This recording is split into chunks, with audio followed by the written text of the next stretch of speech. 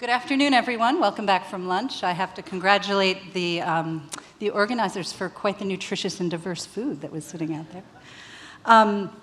So we're about to start a most interesting session titled Agriculture and Nutrition, Is the Marriage Working? As Rajul introduced me, I'm Bonnie McClafferty. I'm the Director of Agriculture and Nutrition for GAIN and the moderator for this hopefully lively discussion, recognizing everyone has just completed lunch, so we're going to keep it lively. But I'm also an IFPRI alumni. I began as a mere infant in the 80s with IFPRI, moving through the 90s, in the 2000s, and even up to the point of 2011.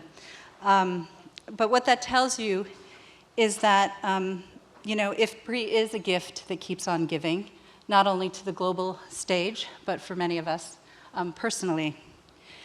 In this discussion, we will draw out whether we think the marriage makes sense. What are we witnessing at many levels, from research to programming, to the global discourse, to implementation and what's happening on the ground, and to what is needed to make the marriage work most effectively for the benefit of the hungry and the undernourished people in years to come. We have a distinguished set of panelists to help us explore this question, many of whom I'm sure you know. Howarth Buis, also known as Howdy, is the director of Harvest Plus, and you're based here in Washington. Francesco Branca is the director of Nutrition for Health and Development at the World Health Organization. Prabhu Pangali is a professor of applied economics and management at Cornell and the director of the Tata Cornell Agriculture Nutrition Initiative. And we have Wolfgang Jamann, the Secretary General and CEO of CARE International. And then at the very end, I'm not sure why my GAIN boss is at the very end. We have Mark Van Amerigen, who is the executive director of the Global Alliance for Improved Nutrition. And of course, right next to me, Marie Ruel, who everyone knows as well. So many of you in the room have also been working at this nexus of agriculture and nutrition. We'll be turning to you as well to make comments from the floor. But before we get into the discussion, I want to talk a little bit about the order of show. Marie will give an introductory few minutes of remarks coming from the IFPRI perspective. Each of the panelists will be given 3 minutes for comments related to this question of whether the marriage is working. We're going to lead into a cross-panel discussion where I hope to get some lively exchange. Then we'll open it to the audience. And when we turn to the audience, I would ask that you not state your comment as a question to the panelists. We really don't have time to respond. Rather, many of you have been working in this area.